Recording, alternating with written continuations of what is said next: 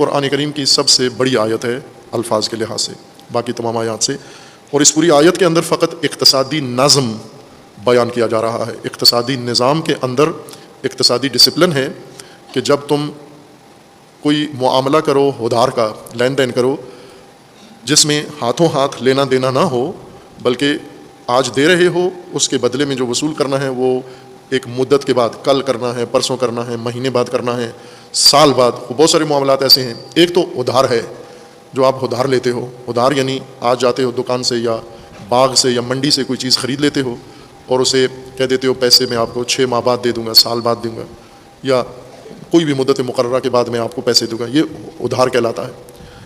اگر ادھار پہ معاملہ کرتے ہو تو حتماً اس کو لکھو، قرارداد لکھو کہ یہ چیز اس نرخ کے ساتھ، اتنے وزن کے ساتھ، اس کیفیت کے ساتھ یہ شخص خرید رہا ہے اور اس کے اتنے مبلغ پیسے یا اس کے متبادل جنس دے گا فلاں تاریخ کو، اگر اس تاریخ تک دے تو اتنی جنس دے گا، اگر اور تاخیر کرتا ہے تو اتنی جنس دے گا۔ جتنی تفصیلات ہیں لین دین میں وہ لکھو، یہ لکھنا نظم ہے حتماً۔ اور مومنین کو حکم ہے یا ایھا الذین آمنو، اگر آپ غیر مومنوں کو دیکھ رہے ہو کہ لکھے بغیر معاملات کر رہے ہیں تو آپ نہ کرو، کہ وہ بھی تو بغیر لکھے ہوئے زبانی باتیں کر رہے ہیں، آپ نہ کرو ایسے، آپ حتماً لکھو۔ جو بھی ادھار پہ معاملہ ہوتا ہے وہ لکھو، یا کوئی قرض لیتا ہے آپ سے اس کو لکھو، لکھے بغیر معاملہ نہ کرو۔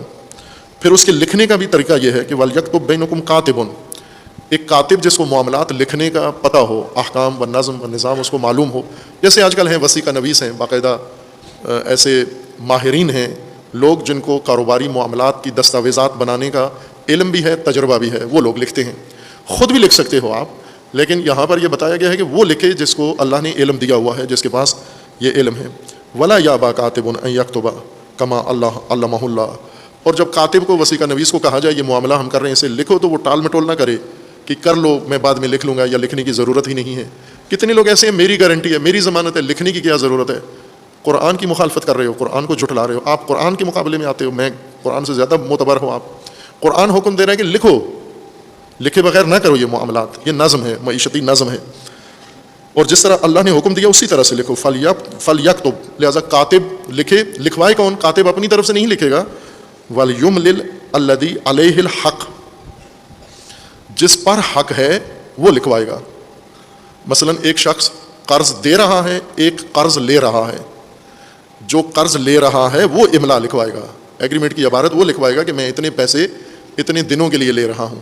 چونکہ جو قرض دے رہا ہے اگر وہ املا لکھوائے، وہ ڈکٹیٹ کرے کاتب کو کہ جی آپ یہ لکھیں، ممکن ہے وہ اس قرض لینے والے کی رضا یا اطلاع کے بغیر غلط چیز لکھوا دے، لہٰذا اس کی طرف سے احتمال ہے کہ یہ زیادہ لکھ دے گا۔ جو قرض جس کے اوپر ہے، جو لے رہا ہے، وہ لکھوائے وسیقہ کہ میں اتنا قرض اتنی تاریخ کے لیے لے رہا ہوں۔ وَلْيَتَّقِ اللَّهَ رَبَّهُ، اور تقوی اختیار کرے، یہاں پر یہ مقام تقوی ہے۔ جس پر حق ہے لکھوا رہا ہے، قرض لے رہا ہے، وہ بھی، کاتب بھی، قرض دینے والا بھی، یہ میدان تقوی ہے، یہاں تقوی ضرورت ہے۔ یہاں حفاظتی تدبیر بروئے کار لاؤ، اپنی معیشت کو محفوظ رکھو تاکہ تمہاری زندگی محفوظ ہو۔ اگر معیشت میں تقوی اختیار نہ کیا، رکھنا چھوڑ دیا اور کمزوری چھوڑ دی، تمہاری زندگی میں وہ کمزوری چلی جائے گی اور تمہاری زندگی برباد ہو جائے گی۔ اگر یہاں پر چشم پوشی کی، نظر انداز کیا آپ نے اس نظم کو جو قرآن ذکر کر رہا ہے۔ وَلَا يَبْخَسْ مِنْهُ شَيْئًا، اور ذرا برابر چیز اس میں کم نہیں کرنی، نہ کاتب نے، نہ قرض لینے والے نے، مقروض نے، اور نہ قرض دینے والے نے، کسی نے بھی ذرا برابر بخس نہیں کرنی، بخس گھٹا دینا، کسی کا حق کم کر دینا۔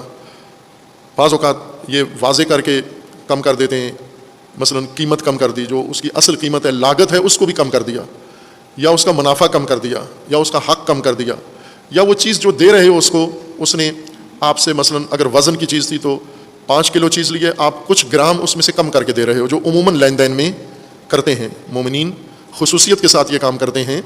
ویسے جمعہ پڑھتے ہیں، نمازیں پڑھتے ہیں، حج کرتے ہیں، زیارات کرتے ہیں، عزاداریاں کرتے ہیں، لیکن جب معاملہ کرتے ہیں وہاں اصل ایمان وہاں ظاہر ہوتا ہے۔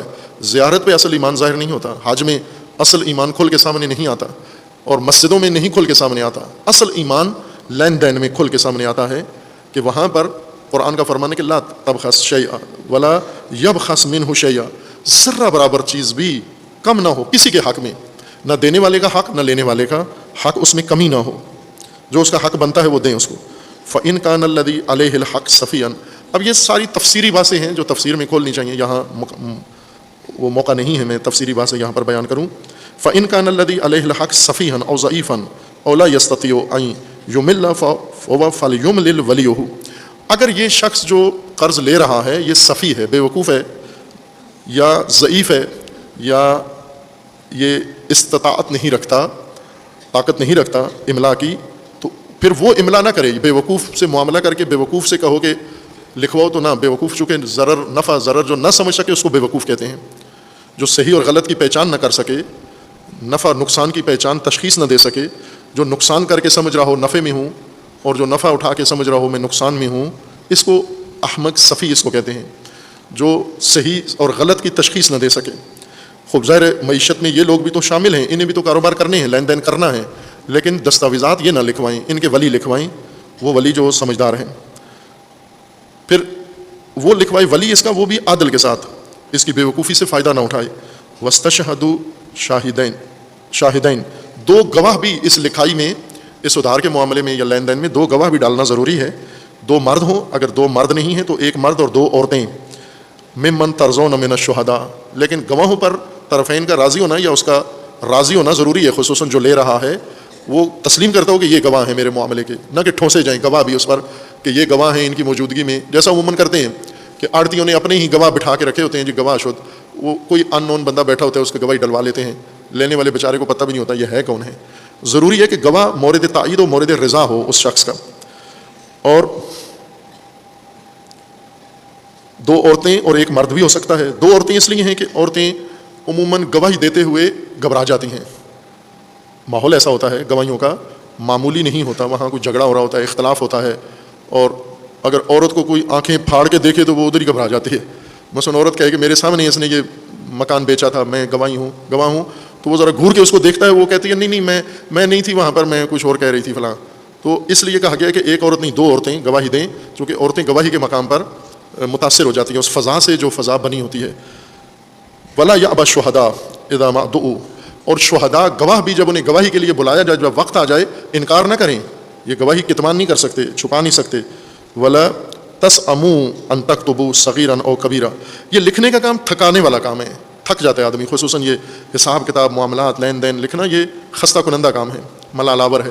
اور اس کو بھی قرآن نے ذکر کیا ہے کہ تھکنا نہیں ہے، جو جزیات ہیں آگے وغیرہ وغیرہ نہ کر دو. بعض اوقات کاتب قرارداد لکھنے والا تھک جاتا ہے، چونکہ ڈیٹیل زیادہ ہے اس چیز کی، چھوٹی چھوٹی چیزیں اس میں لکھنا ضروری ہیں، وہ نہیں لکھتے، وغیرہ وغیرہ کر دیتے ہیں. نہ وغیرہ وغیرہ نہیں کرنا، پوری تفصیل لکھو کہ کیا چیز خریدی جا رہی ہے، کیا بیچی جا رہی ہے، کیا قیمت ہے اور اس کی خصوصیات کیا ہیں.